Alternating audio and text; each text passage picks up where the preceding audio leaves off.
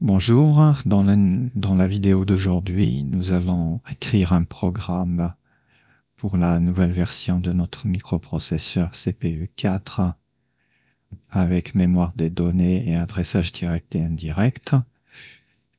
Et donc le programme que j'ai choisi, ça sera un programme qui va tester si un mot est un palindrome.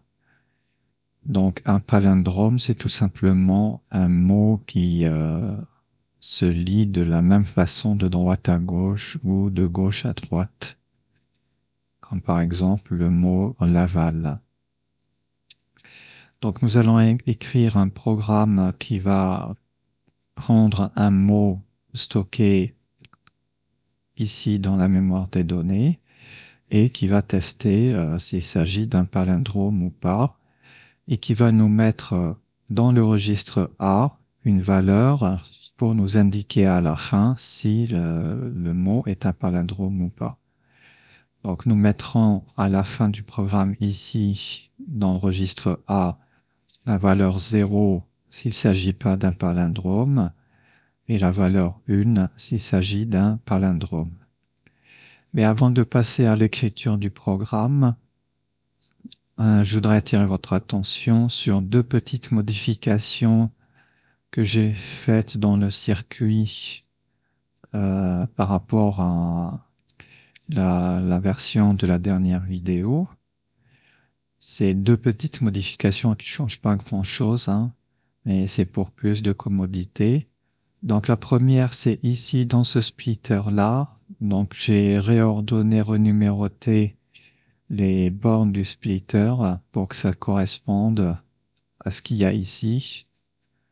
Donc avant, il y avait le 4 de ce côté et ça descendait jusqu'à 0 de ce côté. Donc j'ai remis les bornes dans le bon ordre.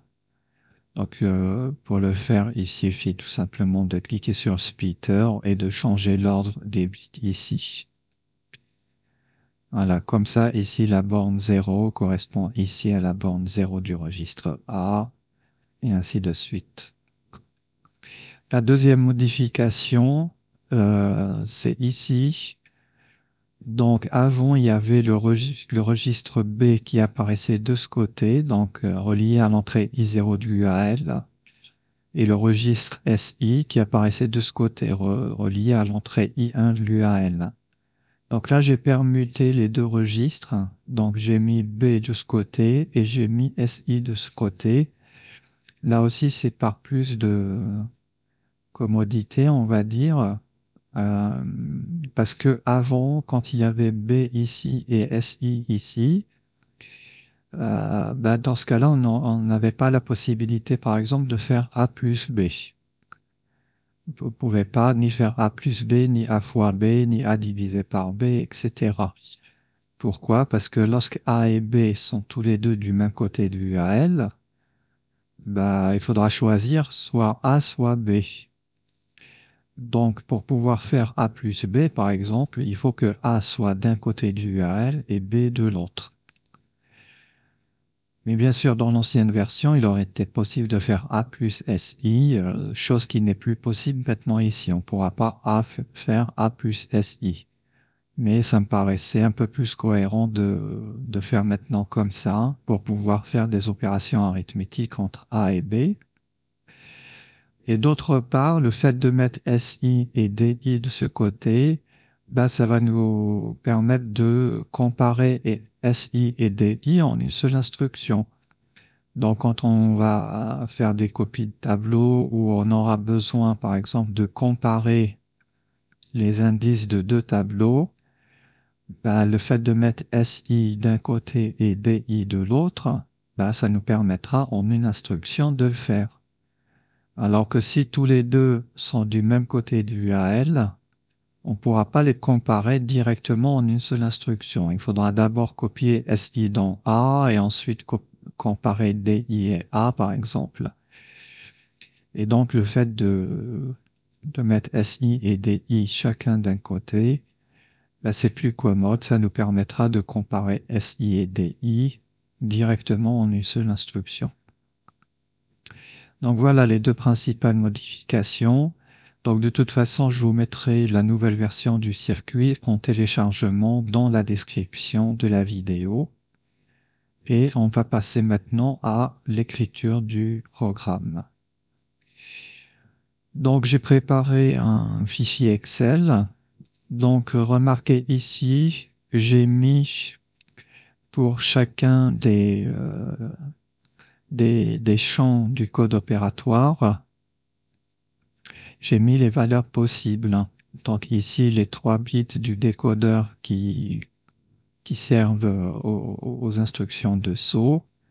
J'ai indiqué ici pour chacune des valeurs des 3 bits ce que ça fait. Même chose pour mux2. Donc les 2 bits qui commandent mux2. Donc j'ai indiqué là aussi pour chaque combinaison qu'est-ce que ça permet de choisir. Pareil pour mux1, pour mux0. Et aussi pour l'écriture des registres dans la RAM, l'écriture dans les registres ou dans la RAM. Et enfin, j'ai repris aussi les instructions de l'UAL. Alors, j'ai rajouté ici donc un petit tableau. Donc, c'est là où on va écrire notre programme. Et ici, j'ai fait une petite représentation de la RAM. Donc, la structure que j'ai choisie pour la RAM est la suivante. Donc, dans la case 0 de la RAM, nous allons mettre la longueur du mot. Donc, dans cet exemple, c'est 5, puisque j'ai choisi, par exemple, le mot Laval. Donc, il est composé de 5 lettres. Donc, j'ai ici la première case de la RAM, la case 0, contiendra la longueur du mot. Et donc, les cases suivantes contiendront les différentes lettres du mot. Voilà, donc en quoi va consister l'algorithme qui va tester si ce mot est un palindrome? Eh bien, nous allons utiliser SI et DI pour pointer d'une part vers la première lettre du mot. Donc forcément, la première lettre du mot, elle va se trouver dans la case d'adresse 1, puisque la case d'adresse 0, on avait dit que ça contient la longueur du mot. Et on va faire pointer DI vers la dernière lettre du mot. Donc en l'occurrence ici, ce sera la case 5. Bien sûr, pour faire pointer DI, il faudra se baser sur la valeur qui sera stockée ici, sur la longueur du mot. Et ensuite, que va faire l'algorithme? Pour tester si un mot est un palindrome, on avait dit qu'il se lit de la même façon de droite à gauche ou de gauche à droite. Donc, en l'occurrence ici, il va se lire de la même façon de haut en bas ou de bas en haut. Et donc, l'algorithme va tout simplement comparer la première lettre et la dernière lettre. Si elles sont identiques, on va faire avancer SI d'une case et faire reculer DI d'une case.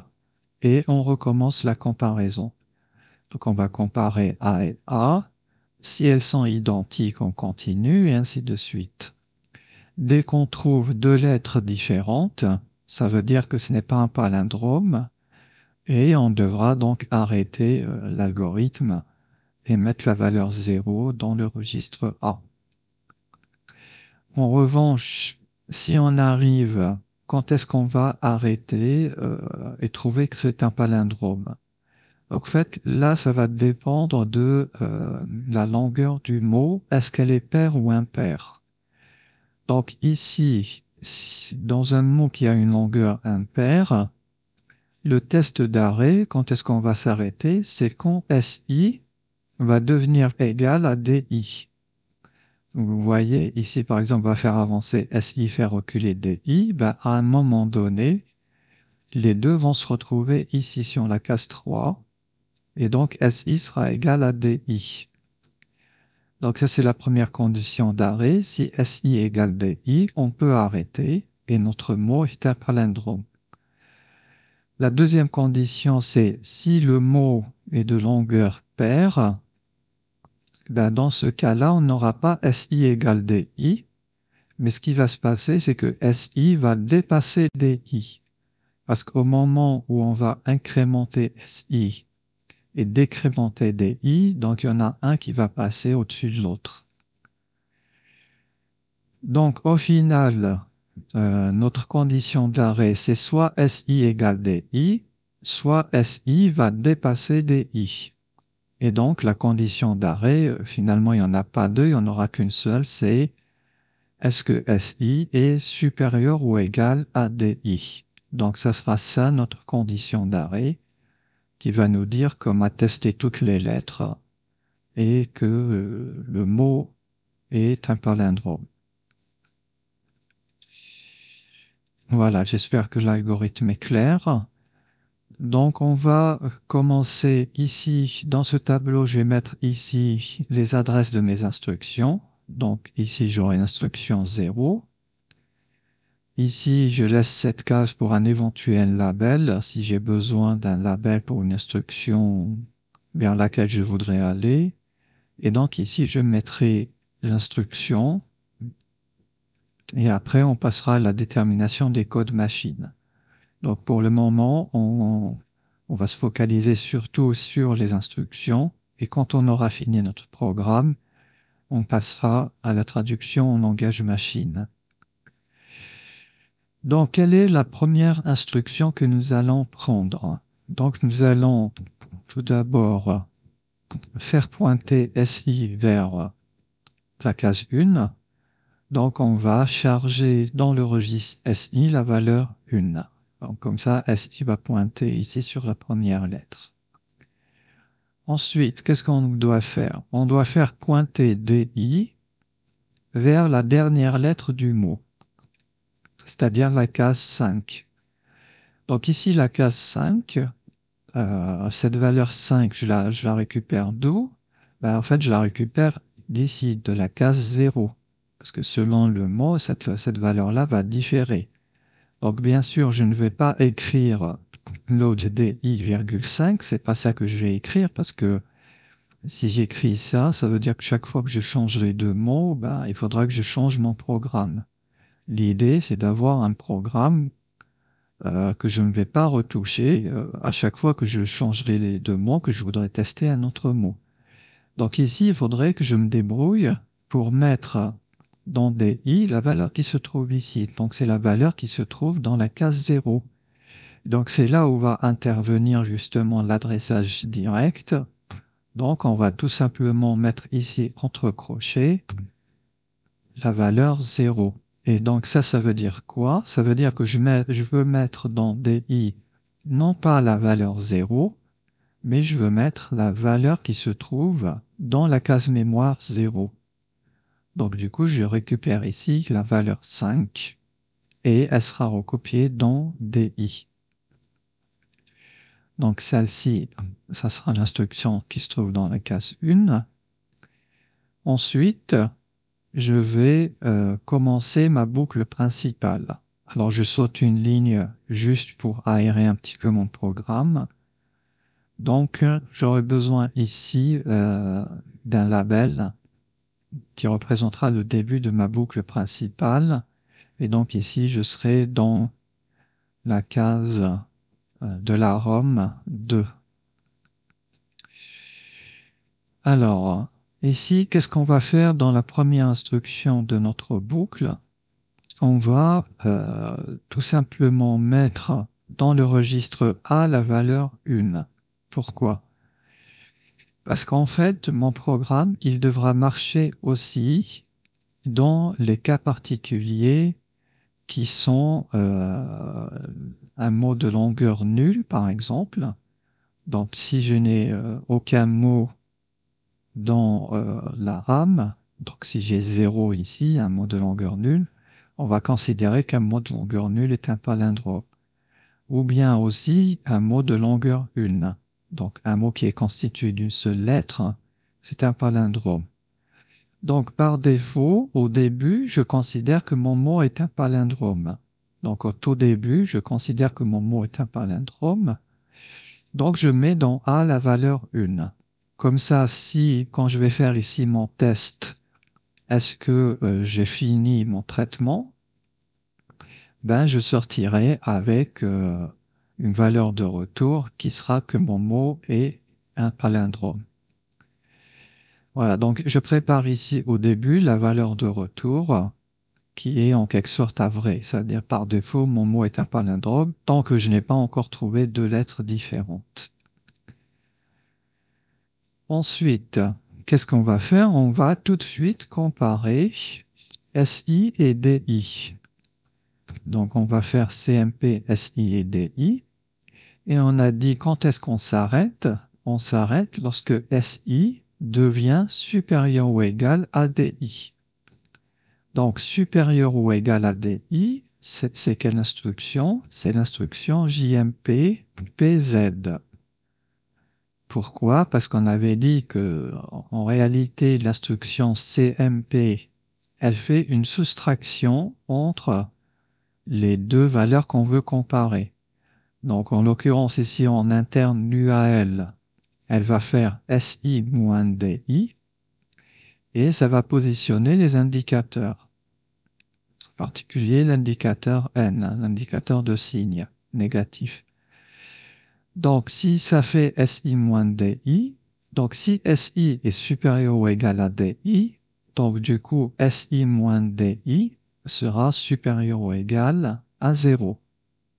Et donc, si SI moins DI supérieur ou égal à 0, ça veut dire positif ou nul. JMP, PZ, positif hors 0. Donc, si le résultat de cette comparaison, c'est supérieur ou égal à 0, dans ce cas, on a fini. Donc, on va faire JMP, PZ fin. Donc, on verra où est-ce qu'on placera notre étiquette fin. Mais je peux d'ores et déjà vous dire qu'elle sera ici à la fin. Donc ce sera là notre dernière instruction. Et donc notre dernière instruction fin, comme d'habitude, on va faire juste une boucle infinie. Donc pour que ça reste constamment sur cette instruction. Ça va boucler à la fin sur la même instruction ici. Voilà, donc là on vient de faire le test, l'arrêt de notre boucle principale. Donc maintenant, je vais encore laisser sauter une ligne. Donc je mets les adresses. Donc celle-ci, ça sera l'adresse 3, celle-ci est l'adresse 4. Donc ici, je serai à l'adresse 5. Qu'est-ce qu'on va faire maintenant? Donc si je ne suis pas arrivé à la fin de mon, à la fin de mon mot, si je n'ai pas fini la comparaison des lettres de mon mot, qu'est-ce que je dois faire? Je dois comparer la lettre qui est actuellement pointée par SI avec la lettre qui est actuellement pointée par DI.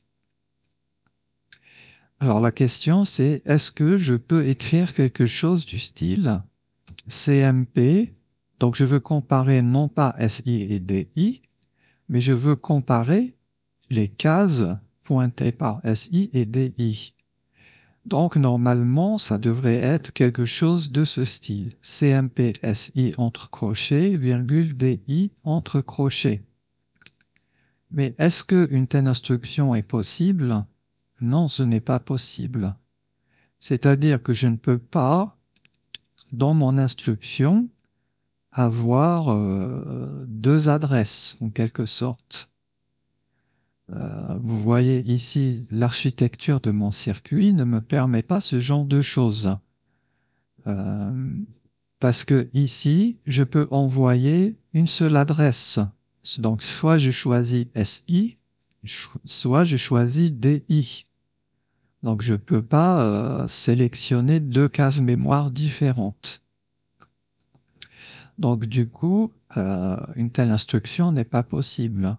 Donc, qu'est-ce qu'on va faire pour pouvoir comparer les deux cases? On va tout simplement d'abord charger dans A la valeur de la case pointée par SI, donc la lettre pointée par SI. Donc vous comprenez là aussi pourquoi ici au début de ma boucle, on remet à chaque fois A1, parce que ici on a changé la valeur de A. On est obligé d'utiliser A ici pour stocker temporairement la lettre qu'on veut comparer. Et donc, si les deux lettres sont égales, quand je vais reprendre ma boucle, je n'oublie pas de remettre A1 pour indiquer que c'est toujours un palindrome. Donc voilà, on a chargé dans A la lettre pointée par SI. On va faire la même chose pour B. Donc on va charger dans B la lettre pointée par DI. Et après, on va pouvoir comparer A et B. Donc comparer les deux lettres. Donc ici, ça sera la case 6 de la Rome et là, la case 7 de la Rome. Ensuite, une fois qu'on a comparé ces deux lettres, qu'est-ce qu'on va faire? Si les deux lettres sont différentes, ça veut dire que le mot n'est pas un palindrome. Donc, je peux faire JMP NZ différent. Donc, différent, on va le placer ici. Donc là, c'est lorsque j'ai trouvé, si je trouve deux lettres différentes, c'est pas la peine de continuer, on peut arrêter tout de suite. C'est-à-dire que le mot n'est pas un palindrome. Donc dès qu'on trouve deux lettres différentes, on arrête notre boucle, on sort de la boucle et on va déclarer que le mot n'est pas un palindrome. Et pour indiquer que le mot n'est pas un palindrome, on va charger la valeur 0 dans A. Et du coup, après avoir fait ça, il va continuer ici.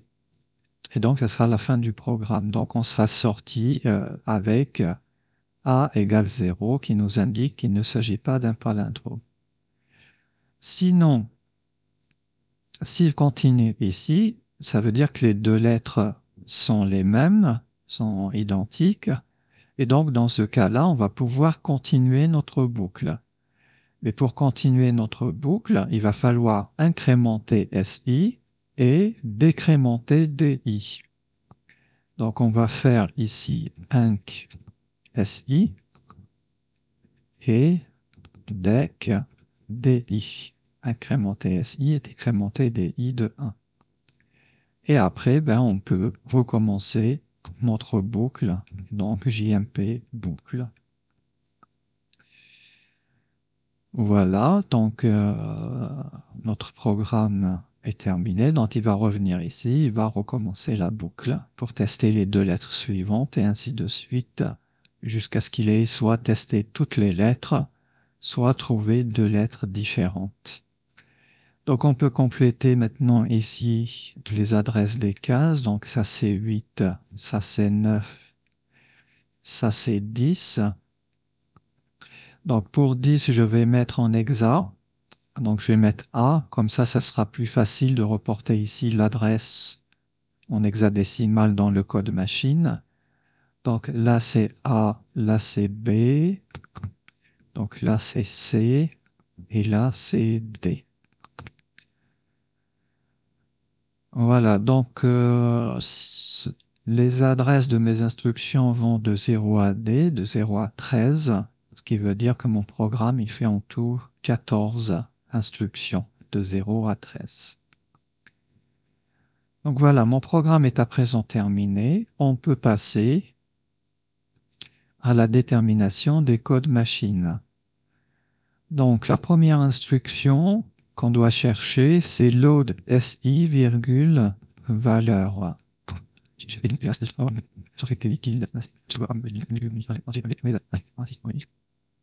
Et enfin, JMP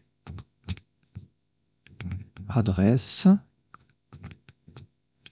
Donc après load A,0, on l'a déjà fait ici. Donc c'est la même instruction, hein, c'est load A, valeur. Et JMP, on l'aura déjà fait ici, donc c'est JMP adresse. Donc voilà les instructions dont je dois rechercher le code machine. Donc on va commencer par le champ saut. Donc tout ce qui n'est pas JMP, on va mettre 000 aucun. Donc ici c'est pas une instruction de saut, c'est 0. Pareil ici, pareil là, pareil là. Alors ici, j'ai JMP PZ. Donc si je regarde mon tableau, JMP PZ, c'est 1, 0, 1. Donc, j'écris ici 1, 0, 1. Load, c'est pas un JMP. Là, c'est pas un JMP. Là non plus. Là, j'ai JMP NZ. Donc, JMP NZ, c'est ici. C'est 0, 1, 1. Inc SI, c'est pas un saut. DEC c'est pas un saut. Et JMP, ben, c'est 0, 0, 1. Voilà, donc j'ai rempli le premier champ. Je peux remplir ici regram pour savoir dans quoi on va stocker le résultat. Donc load SI, on stocke dans SI. Donc SI ici correspond à 0, 1, 1. Donc comment j'ai déterminé ces valeurs-là, hein? Comment on a déterminé ces valeurs-là? C'est tout simplement en regardant bien sûr le circuit, hein. Donc par exemple, pour les JMP, ben, vous regardez ici, vous voyez ici la borne 0 du décodeur là qui gère les JMP, les sauts. La borne 0, ça veut dire qu'il n'y a aucun saut. Donc c'est pour ça que j'ai mis ici 0, 0, aucun saut. Ensuite, la borne 1, c'est ce qui correspond à la borne numéro 4 ici. Donc numéro 4 ici, c'est JMP. Donc lorsque le décodeur envoie ici la valeur 1, donc c'est JMP. Donc là, ici, pour la valeur 1 du décodeur, c'est JMP. Ensuite, la valeur suivante, qui correspond ici à la borne 3 du splitter, ben, c'est JMPZ, et ainsi de suite. Donc c'est dans l'ordre JMP, JMPZ, JMPNZ, etc. C'est dans le même ordre qu'ici. Pour reg, pour les registres, pour l'écriture dans les registres et la RAM, c'est la même chose. Je regarde ici, donc 0, c'est aucune écriture. Donc là, 0, c'est aucun. Ensuite, pour la valeur 1, c'est la borne 0 du splitter, et la borne 0 du splitter correspond au registre A. Donc ici, pour 1, c'est A. Et on continue comme ça, donc j'aurai dans l'ordre 0, 1, 2, 3, 4, 0, 1, 2, 3, 4. Donc j'ai tout simplement A, B, S, I, D, I et RAM. Donc voilà, A, B, S, I, D, I et RAM. Et même principe pour les MUX.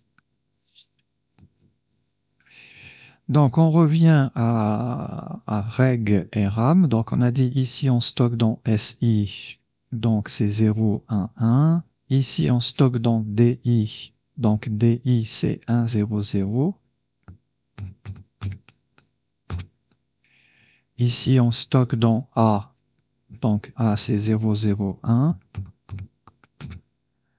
CMP, ça fait juste une comparaison, ça ne modifie pas les registres, donc c'est 0, 0, 0. JMP, ça doit pas modifier non plus les registres. Load A, ça stocke dans A, donc c'est 0, 0, 1. Load B, ça stocke dans B, donc c'est 0, 1, 0. CMP, ça ne stocke dans aucun registre. JMPNZ non plus. Inc SI, ça stocke dans SI. Inc DI, ça stocke dans DI, donc 1, 0, 0. Et enfin, JMP, c'est aucun registre, donc 0. Ensuite, on peut compléter le champ data ou adresse. Donc ici, cette instruction, elle a besoin d'une valeur qui sera véhiculée par le champ data ou adresse. Donc je mets VVVV. Même ici, c'est pas une valeur que véhiculera ce champ-là, mais ça sera une adresse. Donc je vais mettre AAAA pour me dire que le champ data ou adresse véhicule une adresse. Load A, valeur, ben c'est une valeur que ça va véhiculer. CMP, SI ou DI, ben, j'utilise pas le champ data ou adresse, donc je mets des X. Ça compare ici juste deux registres. JMPPZ adresse, ben, ça véhicule une adresse. Load A SI, il n'y a pas, puisque ça utilise la valeur qui se trouve dans le registre SI. Donc ici, le champ data ou adresse n'est pas utilisé, donc je mets des X. Même chose ici. CMP aussi. JMPNZ aussi, j'utilise une adresse. Donc l'adresse, elle sera véhiculée justement par le champ data ou adresse. Inc SI, on n'utilise pas. DEC non plus. Et JMP, ben, ça véhicule l'adresse. Voilà. Donc, on va pouvoir passer maintenant aux différents MUX et à la LU. Donc, load SI, virgule, valeur. Donc là, je vais jeter un coup d'œil sur mon circuit pour voir comment va circuler l'information. Donc, load SI, virgule, valeur. Donc, je veux copier une certaine valeur qui vient du champ data dans SI. Donc là, j'ai le choix en fait. Soit je fais passer le champ data par I1 pour aller ensuite vers SI, soit je fais passer le champ data par I0 pour aller ensuite dans SI. Donc l'un ou l'autre, les deux fonctionnent. On peut prendre celui qu'on veut. Donc on va prendre ici par exemple I0. Donc on va faire passer data par I0. Donc, si je fais passer data par I0, il faut que mon MUX 0 ici, il faut qu'il soit égal à 0 pour justement que ce soit cette entrée-là qui traverse le MUX. Donc, je vais mettre MUX 0 à 0. Voilà, pour que le data puisse passer ici. Mais du coup, si je fais passer par I0, mon instruction au niveau de l'UAL, ça doit être l'instruction I0, donc 0011. Donc ici, je dois avoir 0011. Si j'avais choisi l'autre côté, il faudrait que je mette MUX 1 à 3, puisque ici c'est l'entrée 3, 1, 1, 0, 1, 2, 3, pour laisser passer le data. Et il faudrait que je choisisse dans l'UAL l'instruction I1, c'est-à-dire 0, 1, 0, 0. Donc il faut faire attention, selon qu'on envoie vers I0 ou vers I1, ce ne sera pas le même code machine. Donc en l'occurrence ici, j'ai choisi I0. Donc du coup, MUX1, j'utilise pas XX et MUX2 non plus, j'utilise pas XX. Donc voilà, j'ai fini cette instruction. On traduira en hexa à la fin. On passe à load DI, virgule, entre parenthèses adresse. Donc mode d'adressage direct. Donc ici, qu'est-ce qui va se passer? Donc il y aura une adresse qui va venir ici, du champ data ou adresse. Cette adresse-là, il faut qu'elle aille par là. Donc là, il faut que je sélectionne MUX2 à 0 pour pouvoir sélectionner dans la RAM la case pointée par la valeur adresse qui vient de l'instruction.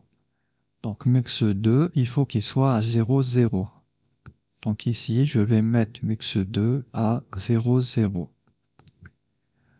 Ensuite, donc ça va me permettre de sélectionner la bonne case. Et du coup, le contenu de la case va sortir ici. Et donc, là, j'aurai le choix aussi, puisque la sortie de la RAM, elle est connectée du côté I1, mais elle est connectée aussi du côté I0. Donc, c'est comme pour l'instruction différente, je dois faire un choix. Est-ce que je prends le chemin qui passe par I1 ou est-ce que je prends le chemin qui passe par I0? Alors, comme tout à l'heure, on va rester sur I0. Donc, on va plutôt prendre ce chemin mais les deux sont justes, sont corrects. C'est juste une question de choix. Il faut en choisir un. Donc, on va prendre I0. Du coup, ici, c'est mux0 que je dois fixer à la valeur 1. Donc, je mets mux0 à la valeur 1 pour que ça laisse passer ce qui sort de la RAM. Et du coup, dans ce cas-là, euh, j'utilise pas mux1.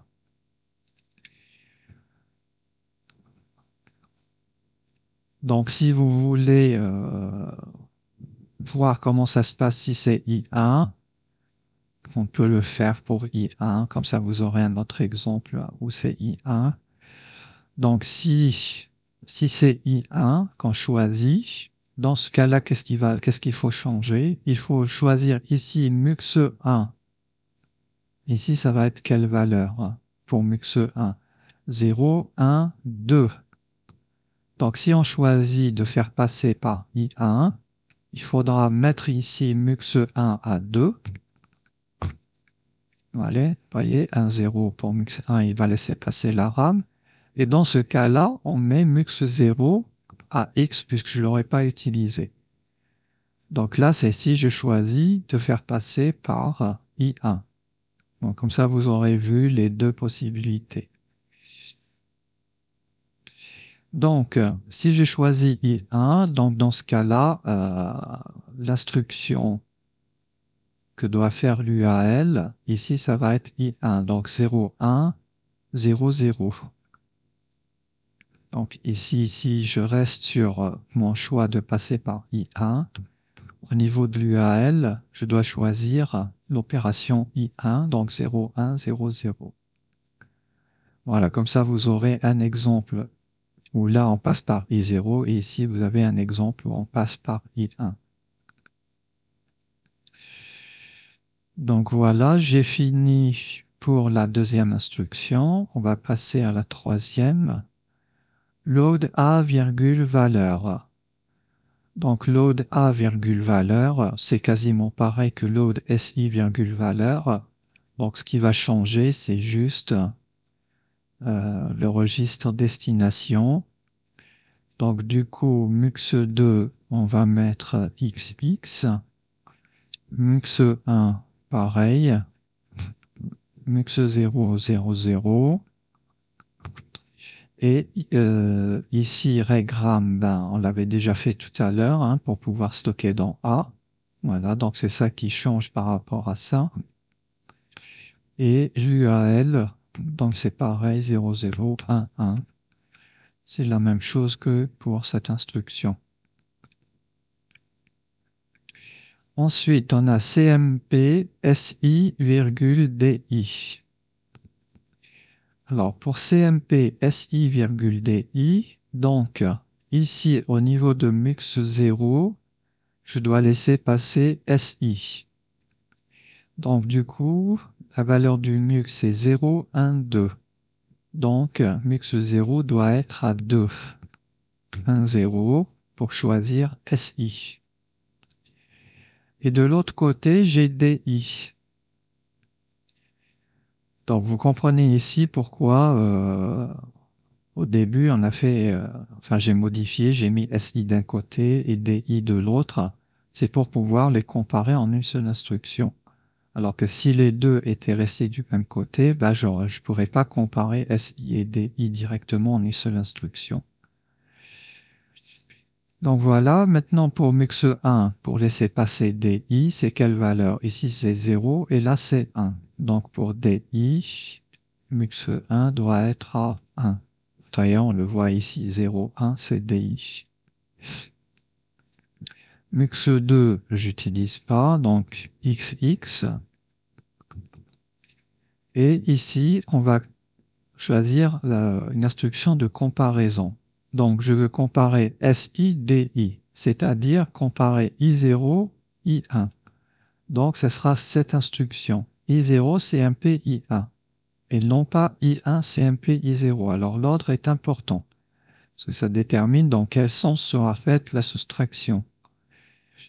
Donc ici, je veux comparer SI virgule DI, donc c'est I0 comparé à I1. Donc ça sera instruction 0001.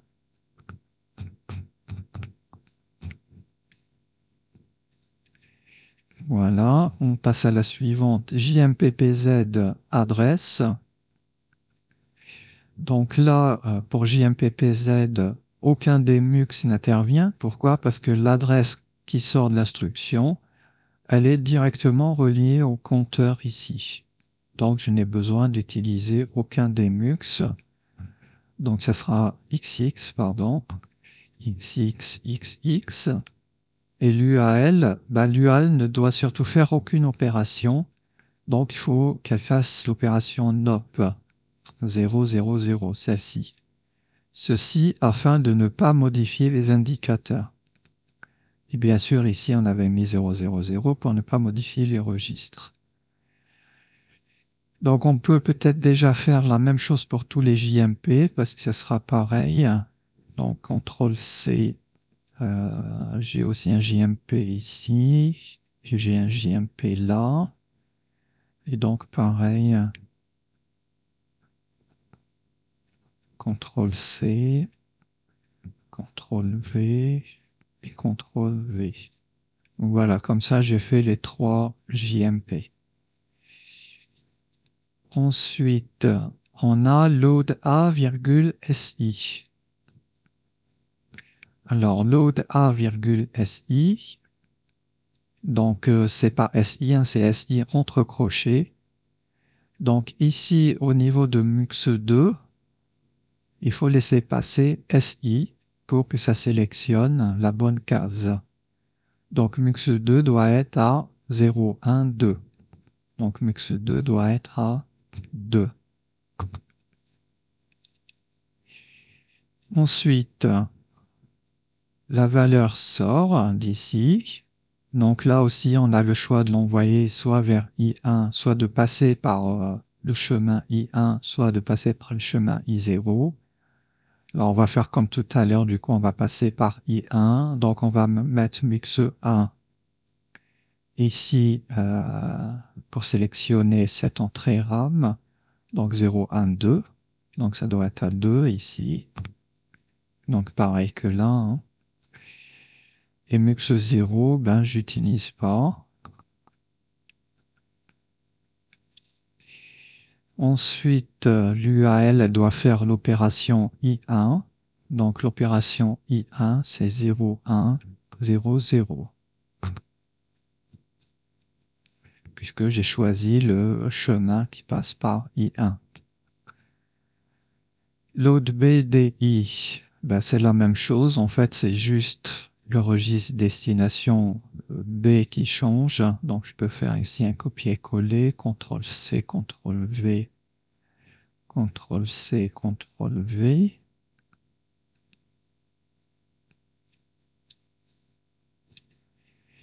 Par contre, il faut pas se tromper ici. Là, ça change, excusez-moi. Là, ça change parce que ce n'est plus SI, mais c'est DI. Donc, on a deux choses qui changent. Ici, c'est le registre destination. Donc là, ça passe de 001 à 010. Mais ici aussi, il y a SI et là, il y a DI. Donc ici, je dois utiliser DI pour sélectionner ma case. Donc MUX2 doit être ici à 3. 0, 1, 2, 3. Donc pour SI doit être à 2, mais pour DI doit être à 3. Donc ici, je dois avoir 1, 1. Voilà, 1, 1, 1, 0, XX, 0, 1, 0 et 0, 1, 0, 0. Ensuite, CMP A,B. Donc CMP A,B, MUX2, je vais pas utiliser parce que ça sert pour comparer éventuellement avec une case de la RAM. Donc MUX2, on n'utilise pas. Ici, il va falloir sélectionner B et ici sélectionner A. Donc MUX1 doit être à 0 pour laisser passer B. Et mux 0 doit être à combien? Ben, mux 0 doit être à 3. 0, 1, 2, 3 pour laisser passer A. Donc ici, je mets 1, 1 pour laisser passer A. Et la comparaison, c'est CMP A, B. Donc A, B, c'est-à-dire I0, I1. Donc c'est toujours cette instruction. I0, CMP, I1. Donc c'est 0, 0, 0, 1. Ensuite, on a inc SI. Donc pour faire l'incrémentation de SI, donc SI il vient d'ici. Donc pour l'incrémenter, on va faire en fait une addition avec 1. Donc on va mettre dans le data ici la valeur 1. Donc inc SI, oui, donc là j'ai fait une petite erreur, je vais rectifier. En fait, j'ai besoin du data pour mettre la valeur 1, puisque je vais faire en fait une addition entre SI et 1. Donc ici, mon data, il doit être à 1. Du coup, pour decDI aussi, ça va être pareil. Hein. Il faut mettre 1 puisqu'on fera une soustraction pour la décrémentation avec 1.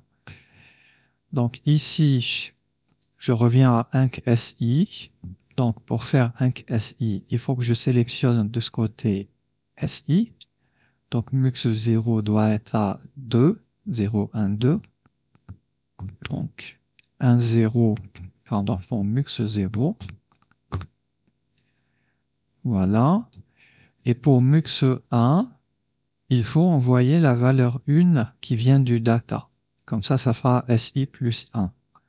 Donc ici, mux 1 doit être à 3 pour laisser passer le data.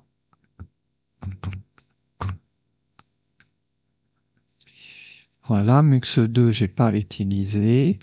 Et donc, l'UAL doit faire une addition. Donc, c'est ça, 0, 1, 0, 1. 0, 1, 0, 1. Voilà. Et enfin, decDI. Donc, c'est pareil, mux 2, je vais pas utiliser. Mux 1, ça va être 1, 1 pour laisser passer le data. Mux 0, alors, DI, donc DI vient ici. Oui, donc non, pardon, c'est pas mux 1 qui doit laisser passer le data. decDI, donc DI, il vient justement du mux 1.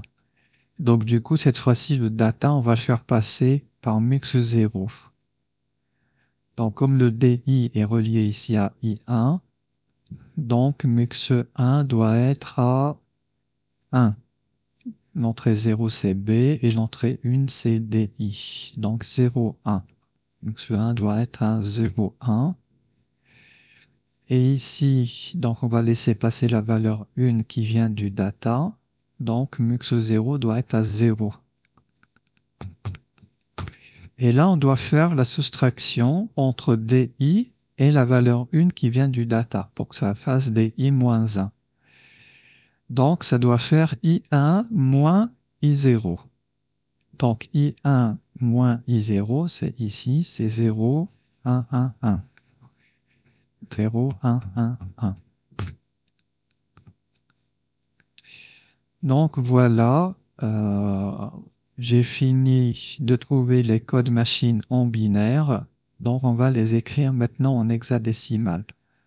Alors, il faut faire attention lors de la conversion en hexa, parce qu'ici, les couleurs ne correspondent plus à des blocs de 4 bits. Donc, attention à ne pas se tromper. Donc, il faut faire des blocs de 4 bits sans faire attention aux couleurs. Donc, du coup, la première instruction ici, ça va donner 0, 0, 3, 3, suivi de la valeur. Donc, je rappelle que pour faire des conversions du binaire vers l'hexa, il faut faire des blocs de 4 bits. Convertir chaque bloc de 4 bits en son chiffre hexa équivalent.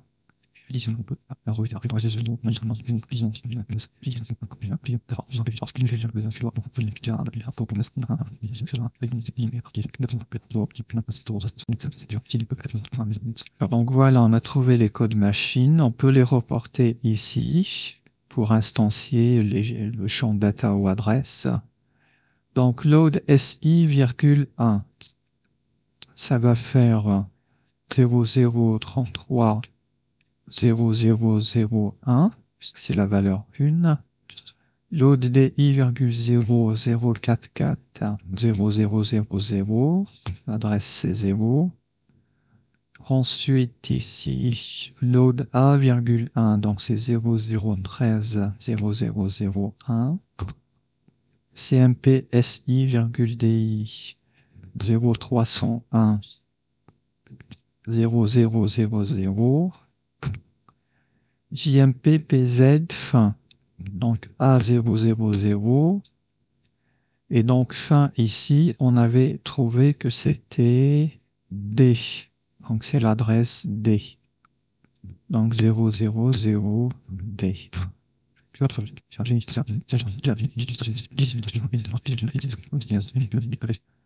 Donc voilà, j'ai trouvé les codes machines de mon programme. Je n'ai plus maintenant qu'à les rentrer dans la mémoire ROM. Donc on revient dans notre circuit, clic droit sur la ROM, Edit Content, et on va remplir ici. Donc j'aurai besoin du fichier Excel, je fais réapparaître ça, voilà. Donc j'ai mes codes machines ici à reporter dans ma ROM. Donc j'ai 330001.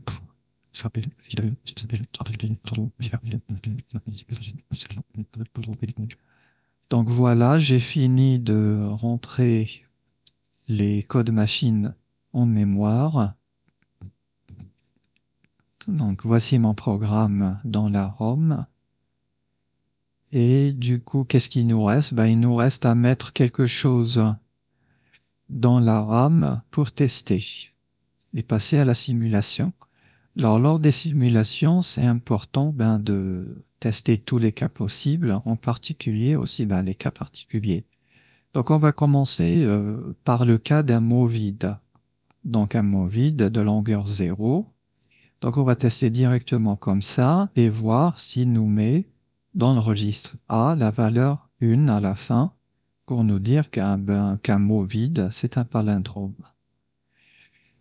Donc, je mets ma fréquence sur C128 et je fais CTRL-K pour lancer la simulation. Ouais, ça a été rapide. Donc, tout de suite, il a mis 1 et vous voyez ici, il est en train de boucler sur la dernière instruction, le fin JMP fin. Donc, c'est bon. Un mot vide est considéré comme un palindrome. Donc, CTRL-K, j'arrête la simulation. CTRL-R pour réinitialiser la simulation. Je vais mettre maintenant dans la mémoire des données un mot de longueur 1. Donc, Edit Content. Donc, je vais mettre ici la longueur, c'est un seul caractère.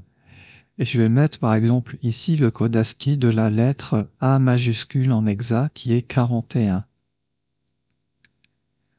Donc voilà, j'ai ici mon mot constitué de la lettre A majuscule et on va voir s'il trouve que c'est un palindrome. Donc je vais baisser un petit peu la fréquence, on va mettre 32 et je lance avec CTRL-K. Donc voilà, là aussi il a fini, il me dit que c'est un palindrome. Ok, CTRL-K, CTRL-R. Donc un mot constitué d'une seule lettre, c'est un palindrome. On va prendre un autre cas. Remarquez que quand vous faites CTRL-R, ça réinitialise la mémoire des données. Donc on perd le contenu. Donc éventuellement, si vous voulez pas perdre le contenu, il faudrait faire Save Image du contenu de la RAM avant. Donc ici, comme on va de toute façon tester un autre mot, donc c'est pas gênant. Donc on va prendre maintenant un mot de 2 lettres. Donc par exemple, la lettre A et la lettre B. Donc le code ASCII de A majuscule c'est 41 et B majuscule c'est 42. Donc là, normalement, c'est pas un palindrome, donc je devrais avoir dans A à la fin la valeur 0 pour me dire que c'est pas un palindrome. Donc je lance la simulation avec CTRL-K. Donc voilà, il a fini et j'ai bien 0 dans le registre A. Donc ce n'est pas un palindrome. Donc CTRL-K, j'arrête la simulation, CTRL-R. On va tester maintenant avec un mot de 2 lettres, mais qui est un palindrome. Donc par exemple 41 et 41. Donc 2 fois la lettre A, c'est un palindrome. Donc CTRL-K. Voilà, il a fini. Et j'ai bien cette fois-ci dans le registre A la valeur 1 qui me dit que c'est un palindrome. CTRL-K, j'arrête. CTRL-R, je réinitialise. Edit Content. Donc on va tester avec un mot de 3 lettres qui n'est pas un palindrome. Donc je prends par exemple 41, 42. Et là, je vais prendre 42. Donc ça, c'est pas un palindrome. Hein. Donc ici, il n'est pas de la même façon de gauche à droite. C'est ABB. Donc ABB, c'est pas un palindrome. Donc on va voir s'il nous met la valeur 0 dans A. Voilà, il a fini. J'ai bien la valeur 0. Donc, CTRL-K, j'arrête, CTRL-R. Edit Content. Donc là, on va mettre cette fois-ci un mot de 3 lettres qui est un palindrome. Donc 41, 42. Et là, je reprends 41. Alors, CTRL-K. Il a fini. Et vous voyez, j'ai 1. Ça me dit que c'est un palindrome. CTRL-K, CTRL-R. Et il ne nous reste plus que 2 cas à tester. Donc, on a testé un mot de longueur impair. Ici, 3, c'était impair. On va faire avec 4. Donc, 4 lettres. Donc, 41, 42, 43. Et je vais prendre, par exemple, 41. Donc là, ça fait A, B, C, A. Donc, ce n'est pas un palindrome. A, B, C, A, c'est pas un palindrome. Donc, CTRL-K. Est-ce que ça va mettre 0 à la fin? Oui, ça a mis 0, donc c'est pas un palindrome. CTRL-K, CTRL-R. Edit Content. Et enfin, on va tester 41, 42, 42, 41. Donc ici, ça fait ABBA, qui est un palindrome. Donc, CTRL-K pour la simulation. Est-ce qu'on a bien un à la fin? Oui, c'est bien un palindrome. Donc voilà, j'ai testé les différents cas et mon programme fonctionne. Sur ce, je vous dis à une prochaine vidéo.